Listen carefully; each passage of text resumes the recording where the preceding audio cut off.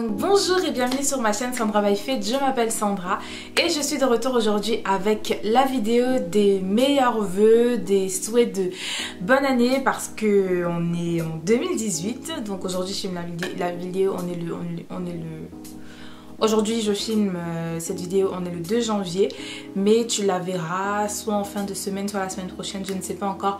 Mais qu'à cela ne tienne, nous sommes encore au début du mois de janvier, donc je viens te souhaiter très bonne année. Je suis très contente moi-même personnellement que cette année soit arrivée parce que j'avais vraiment hâte qu'elle arrive, j'avais vraiment hâte de recommencer à nouveau et de partir davantage en profondeur avec le Seigneur. Et je te souhaite vraiment tout le meilleur de Dieu pour ta vie, tout le meilleur de Dieu pour toi en cette année, parce que si tu as encore la possibilité d'être en vie aujourd'hui, si tu es encore en vie aujourd'hui, donc si tu regardes cette vidéo ou autre, c'est parce que le Seigneur n'en a pas terminé avec toi. Je sais que tu as déjà certainement dû l'entendre et le réentendre, mais c'est parce que tout simplement c'est la vérité, parce que tu n'es pas sur cette terre par hasard. Dieu a encore des projets pour toi et c'est pourquoi tu es encore en vie à cette période même de l'année. Et donc je te souhaite tout le meilleur de Dieu pour ta vie. Dans cette vidéo, donc en plus de te souhaiter les meilleurs vœux et de te souhaiter une très bonne année, je vais vraiment t'inviter à avoir une réflexion sur toi-même si tu ne l'as pas encore fait, parce que généralement c'est un process qu'on fait à la fin de l'année, d'accord? Donc c'est quelque chose que tu as dû faire ou que tu aurais dû faire si tu ne l'as pas fait à la fin de l'année 2017. Mais je viens vraiment t'inviter, si tu ne l'as pas encore fait du coup, à vraiment faire un self-check, à vraiment regarder au fond de toi, parce que c'est clair que quand la nouvelle année arrive, on prend beaucoup de résolutions. Oh, maintenant je décide que New Year, New Me, nouvelle année, nouveau mois, etc. On prend toutes sortes de résolutions, ce qui est très bien, mais quand on prend des résolutions, il faut qu'on s'assure que ces résolutions soient, qu'on les tienne tout simplement. Et pour pouvoir les tenir, il faut aller en profondeur pour savoir et comprendre qu'est-ce qui n'a pas marché, ce qui aurait dû être fait, ce qui n'a pas été fait, comment et pourquoi, et voilà. Donc comme je te dis toujours, c'est important vraiment de regarder au pourquoi des choses, parce que si on regarde juste à la finalité, on ne peut pas comprendre en fait pourquoi ce qui n'a pas marché n'a pas marché. Il faut regarder, il faut déjà se demander pourquoi ça n'a pas marché. Donc aller en profondeur pour regarder les choses. Donc la première chose aujourd'hui pour pouvoir tenir ces résolutions, c'est il faut décider de changer. Il faut décider de faire les choses de la meilleure façon. Il faut décider qu'on va réussir. Parce que si c'est juste des décisions, des choix, des résolutions que tu as prises comme ça, juste parce que voilà, c'est le début de l'année, on est dans l'euphorie de la nouvelle année, de la nouveauté, etc., ça ne fera pas long feu, parce que je pense qu'il y a des statistiques qui disent qu'au bout de la deuxième semaine du mois de janvier, toutes les bonnes résolutions que la plupart des personnes ont pris finissent par être abandonnées, et donc du coup on se retrouve à passer le reste des jours de l'année morose, et il n'y a rien qui change et tout ressemble à ce que ça ressemblait hier. Donc il faut déjà prendre la décision de changer. Pour vraiment prendre la décision de changer, il faut déjà prendre conscience qu'il y a quelque chose qui ne va pas. Prendre conscience que si l'année dernière j'ai pris telle résolution et que ça n'a pas fonctionné, il y a une raison pour laquelle ça n'a pas fonctionné. Regardez pourquoi est-ce que ça n'a pas fonctionné, et ensuite mettre les actions qui vont ensemble, d'accord? Donc il faut accepter dans ton cœur qu'il y a quelque chose qui ne va pas, qu'il y a quelque chose qui n'a pas marché, qu'il y a quelque chose que tu n'as pas bien fait, que tu n'as pas su faire, ou alors que tu as fait que tu ne devais pas faire, etc. Ensuite, il faut bannir le déni, et je parle aussi du déni spirituel. Donc vraiment, quand je dis self-check, c'est vraiment rentrer en soi-même et se demander, ok, très sincèrement, où est-ce que j'en suis, présentement par rapport à ma vie spirituelle, parce que nous sommes des enfants de Dieu, donc on sait que toute chose commence d'abord dans le spirituel. Regardez par rapport à ta vie spirituelle, où est-ce que tu en es à ton niveau spirituel, où est-ce que tu en es avec ta relation avec le Seigneur, où est-ce que tu en es avec ton intimité avec le Seigneur, où est-ce que tu en es avec ta vie quotidienne avec le Seigneur, où est-ce que tu en es. Quand je dis bannir le déni, c'est vraiment se dire c'est bon, il faut que j'arrête de faire l'autruche, il faut que j'arrête de me dire non ça va alors que je sais au fin fond de moi que ça ne va pas. Il faut que j'arrête d'essayer de détourner le visage pour pouvoir essayer de m'échapper de ma réalité. Peu importe, non c'est la nouvelle année, je vais faire les choses autrement, cette fois-ci ça va fonctionner. Non, il faut vraiment rentrer en soi et se demander ok, Ou est-ce que ça n'a pas fonctionné? Comment est-ce que je peux faire pour que ça fonctionne? D'accord? Donc c'est un examen profond en fait. C'est un examen en profondeur qu'il faut faire. D'accord? Donc voir, comme j'ai dit, voir ce qui n'a pas été fait, ce qui n'est pas fait, qui doit être fait et comment est-ce que tu dois le faire. D'accord? Et ensuite, une fois que tu auras fait tout cet examen-là, une fois que tu auras vraiment été sincère avec toi-même, une fois que tu auras vraiment ouvert ton cœur et que tu seras vraiment allé en profondeur pour pouvoir déterrer toutes ces choses-là auxquelles tu ne veux pas penser, toutes ces choses desquelles tu détournes ton visage, là maintenant, une fois que tu auras mis à jour ce qui ne va pas, tu pourras ensuite prendre des résolutions. Donc, par exemple, si tu te rends compte que l'année dernière, tu voulais vraiment avoir une relation profonde avec le Seigneur, tu voulais vraiment prendre du temps en tête à tête avec lui, tu voulais vraiment passer du temps à méditer ta parole, tu voulais passer du temps à méditer ta parole, à prier, à jeûner, et que ces choses-là n'ont pas été faites, maintenant que tu as fouillé en toi et que tu as compris pourquoi ça n'a pas été fait, parce qu'il y avait de la distraction par exemple, hein, je ne sais pas, parce qu'il y avait de la distraction, parce que tu n'étais pas vraiment intéressé, parce que tu n'étais pas vraiment sincère, etc., etc. Maintenant tu prends la résolution de ok Seigneur, maintenant que je comprends que l'année dernière je n'ai pas pu avoir une relation forte et intime avec toi tout simplement parce que j'étais distraite ou distrait, alors je décide aujourd'hui d'enlever toutes ces choses-là qui constituent de la distraction dans ma vie et qui va à l'encontre, qui constitue un frein, un blocage à l'évolution de notre relation. Seigneur, je décide d'enlever toutes ces choses-là et je me soumets complètement et entièrement à toi. Je te laisse mon cœur, je te donne mon cœur et je te donne la possibilité et je te laisse, Seigneur, me montrer comment faire maintenant pour construire une relation solide avec toi. Il faut vraiment que tu sois ferme. Et il faut vraiment que tu sois ferme parce que souvent, quand on prend des résolutions et qu'on ne les tient pas, c'est tout simplement parce qu'on n'était pas ferme, on n'a pas su persévérer, on n'a pas su être endurant. On a commencé, on a vu que c'était un peu difficile et puis on s'est reculé, on a commencé, on a vu que finalement ça va être plus dur que je ne le croyais. Alors c'est mieux que je laisse tomber, que je retourne à mes anciennes habitudes, etc. Non, il faut vraiment être ferme, il faut vraiment persévérer. C'est-à-dire que là, que ton oui soit oui et que ton non soit non. La parole de Dieu nous dit que ton oui soit oui, que ton non soit non. Donc si tu as décidé que cette année, je ne suis plus sur les réseaux sociaux ou je ne passe que 10 minutes par jour sur les réseaux sociaux, que ce que tu as dit soit ce que tu as dit et que tu persévères dans cette décision-là que tu as prise parce que sinon, autrement, ça ne fonctionne pas. La parole de Dieu nous dit encore que l'Éternel a horreur de la langue menteuse. Tout simplement parce que quand on déclare des choses de nos bouches, parce que je pense que la plupart d'entre vous, donc toi, peut-être tu étais dans ton église à la nuit de la traversée, parce que voilà, donc à la nuit de la traversée, la dernière soirée de 2017, dans la présence du Seigneur, on a prié, on a déclaré, on a proclamé, on a prophétisé, on a parlé sur nos vies, on a déclaré toutes sortes de choses, gloire à Dieu, gloire à Dieu, gloire à Dieu. Mais quand on déclare ces choses-là, ce sont des engagements en fait qu'on prend avec le Seigneur. Quand tu disais, oh Seigneur, je décide qu'en 2018, Seigneur, j'irai en profondeur avec toi, Seigneur, je décide que j'aurai une bonne relation avec toi, etc. C'est des engagements que tu prends envers le Seigneur. Et quand on finit par ne pas tenir ces engagements-là, c'est comme si on a menti en fait à Dieu. C'est comme si on a dit à Dieu, oh Seigneur, cette année je te chercherai plus, et quand on ne le cherche pas, finalement, on lui a menti en fait qu'on devait le chercher parce que finalement on ne l'a pas cherché comme on l'avait déclaré, comme on l'avait dit. Donc vraiment que ton oui soit oui, que ton non soit non, que tu te positionnes sur la parole que tu as déclarée. Et ce n'est que comme ça en fait que le Seigneur pourra te venir en aide. C'est pourquoi je parle toujours de sincérité. C'est important d'être sincère avec soi-même, de savoir vraiment où on en est, d'accord, pour pouvoir poser les actes qui vont avec, ok. Et pour pouvoir t'aider encore, pour pouvoir tenir tes résolutions, il faut que tu bannisses 3 choses. Moi, j'ai noté 3 choses.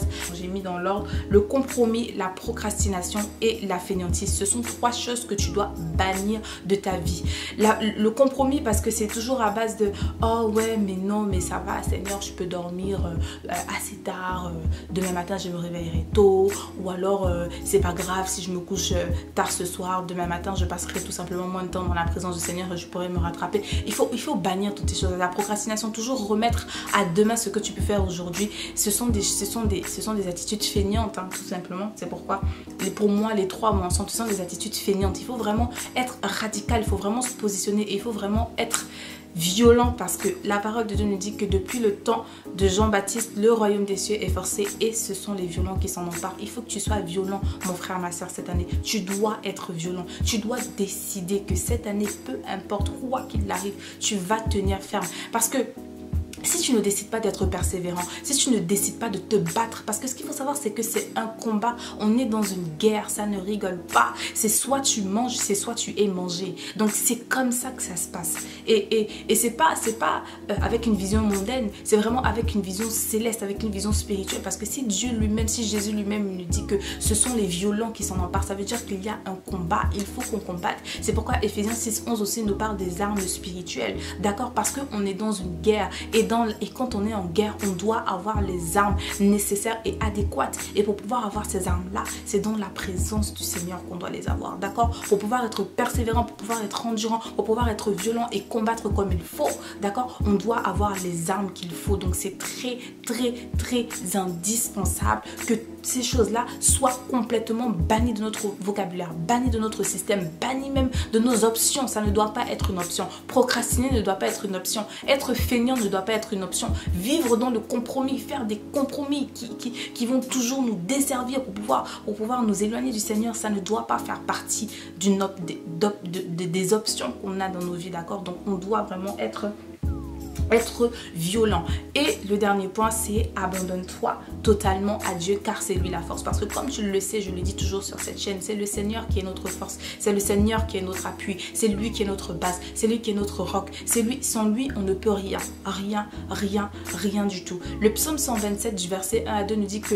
celui qui bâtit sans l'Éternel bâtit en vain. Celui qui bâtit sans l'Éternel bâtit en vain. Donc ça veut dire que peu importe les choses qu'on pourra vouloir entreprendre, peu importe les choses qu'on voudra faire, peu importe nos capacités, notre intelligence, peu importe, si on fait les choses sans Dieu, ça ne sert à rien et ça ne servira jamais à rien. Ça pourra faire semblant de fonctionner ou même ça pourra fonctionner, mais si on n'a pas Dieu, ces choses-là sont vaines, parce que quand on quittera cette terre, elles ne nous serviront de rien, elles n'auront compté pour rien du tout, parce que Dieu ne faisait pas partie du plan, d'accord? Donc, ce qu'il faut savoir, et la décision vraiment qu'on doit prendre en ce début d'année, c'est Seigneur, ok, pour ceux qui ont eu du mal les années précédentes, se dire Seigneur, cette année, je décide que c'est bon, je suis fatiguée des up and down, je suis fatiguée des montagnes russes, je suis fatiguée de tout le temps vaciller, je suis fatiguée de tout le temps être bien aujourd'hui et demain, finalement, je laisse tomber, j'abandonne. Je suis fatiguée de ces attitudes-là, je suis fatiguée. Seigneur, je décide que cette fois-ci,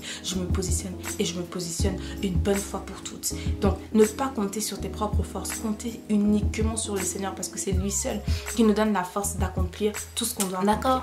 Donc je vais terminer en faisant une prière. Donc on va prier ensemble, et pour cette prière, c'est vraiment pour t'encourager, pour vraiment te fortifier et pour prendre position complètement et totalement que cette année, c'est l'année où on décide qu'on marche selon le Seigneur, peu importe ce qu'il arrive. Donc je t'invite à fermer les yeux avec moi et à prier. Tu peux me suivre, tu pries en esprit si tu veux, ou prier en intelligence si tu veux, ou alors tout simplement suivre avec moi la prière. Mais je t'invite à fermer les yeux et à baisser la tête, et on va prier.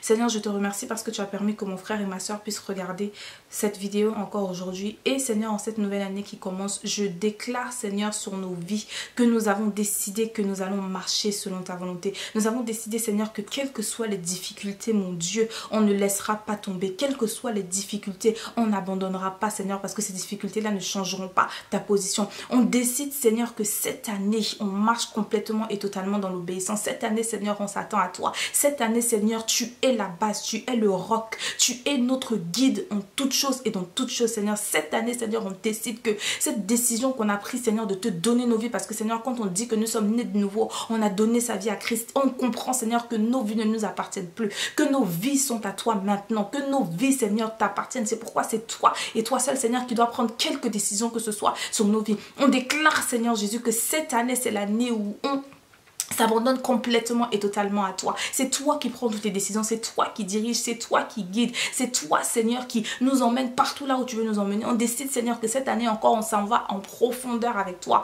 On décide cette année que, Seigneur, on va en profondeur dans notre relation, dans notre intimité, dans notre communion avec toi. On décide, Seigneur, que tu es l'alpha et l'oméga de nos vies. Et ceci ne sont pas que des déclarations vaines, ceci ne sont pas que des paroles vaines, ceci ne sont pas ce n'est pas qu'un flot de paroles, Seigneur, mais c'est une prise de conscience et une prise prise de position radicale, Seigneur, que cette année, on fonctionne pour toi. Cette année, Seigneur, on marche véritablement comme des chrétiens que nous sommes. Parce que, Seigneur, si nous disons que nous sommes des chrétiens, ça veut dire que nous sommes des Christ. Nous marchons comme toi, nous te ressemblons, Seigneur, et nous fonctionnons comme toi, tu veux qu'on fonctionne. C'est pourquoi cette année, on déclare, Seigneur, qu'on la dépose encore entre tes mains. Cette année, Seigneur, nous t'appartenons. Cette année, Seigneur, on marche totalement et complètement dans l'obéissance. On s'abandonne à toi, on s'attend à toi et on marche radicalement. On bannit le compromis, Seigneur, on bannit la fainéantise, Seigneur, on bannit la procrastination de nos vies et on déclare, Seigneur Jésus, que ta gloire sera visible sur chacun d'entre nous. Que c'est toi qui vis désormais en nous, Seigneur. Comme la parole nous dit, ce n'est plus moi qui vis, mais c'est Christ qui vit en moi. C'est pourquoi, Seigneur, chaque jour de nos vies, on marche avec cette conscience-là, que tu as tes yeux fixés sur nous, que tu as tes yeux, Seigneur, qui nous regardent, Seigneur, et qu'on marche avec cette conscience-là, Seigneur, que c'est pour toi qu'on doit vivre. Peu importe les complications, peu importe les difficultés, peu importe les circonstances. Nous ne sommes pas guidés par les circonstances, Seigneur, mais nous marchons par la foi. Parce que comme tu le dis dans ta parole, marche par la foi et non par la vue. Nous sommes des hommes et des femmes de foi, Seigneur. C'est pourquoi on décide que cette année, encore une fois de plus, Seigneur, nous marcherons dans la foi et nous irons en profondeur avec toi, Seigneur, parce que c'est toi qui es notre force. Tu as dit, Seigneur, dans ta parole, que ta gloire se manifeste pleinement dans la faiblesse, parce que c'est quand je suis faible que je suis véritablement fort. C'est quand ma soeur est faible qu'elle est véritablement forte. C'est quand mon frère est faible qu'il est véritablement fort, parce qu'il comprend, Seigneur, qu'on doit se soumettre à toi, qu'on doit s'humilier à toi, qu'on doit s'abandonner à toi, parce que tu es celui qui connaît, Seigneur, les plans que tu as formés sur nos vies. Parce que tu as dit, Seigneur, quand on était encore des masses informes et vides, Seigneur, tu nous connaissais déjà. Et chacun des jours sur cette terre était déjà compté. Parce que tu sais, Seigneur, les plans que tu as prévus pour nos vies. Parce que tu sais, Seigneur, qu'en cette année 2018, tu vas encore te lever sur nos vies. Parce que c'est toi, Seigneur, qui a écrit cette année en avance. Seigneur, on s'abandonne à toi. On se soumet à toi. On s'humilie à toi. Et nous déclarons, Seigneur, que ta gloire, que ta paix, que ton amour et que ton assurance, Seigneur, seront toujours nos guides. Pour toujours, maintenant, pour toujours et à jamais, en cette année encore. Et nous avons ainsi prié au nom puissant de Jésus-Christ. Amen. Je te souhaite une excellente année 2018 et je crois et je le déclare sur ta vie que cette année, c'est ton année. L'année où tu iras en profondeur avec le Seigneur. L'année où tu décides que tu te soumets radicalement à Dieu. Peu importe ce qui arrive, tu resteras ferme. On restera ferme parce qu'on sait qu'on a fait le bon choix, le choix de Jésus. Donc, excellente année 2018 à toi encore. Et je te remercie d'avoir pris le temps de regarder cette vidéo. Je te remercie d'avoir prié avec moi et je te prie vraiment de marcher dans la foi et dans l'assurance que cette année, c'est ton année de consécration comme jamais. Donc, n'hésite surtout pas à partager cette vidéo parce que je crois vraiment qu'elle fera du bien à un frère ou une soeur. Et moi, je te dis à très bientôt. D'ici à la prochaine fois, porte-toi bien, que mon Dieu te bénisse et don't forget, never stop walking by faith and not by sight. God bless you and faith it till you make it.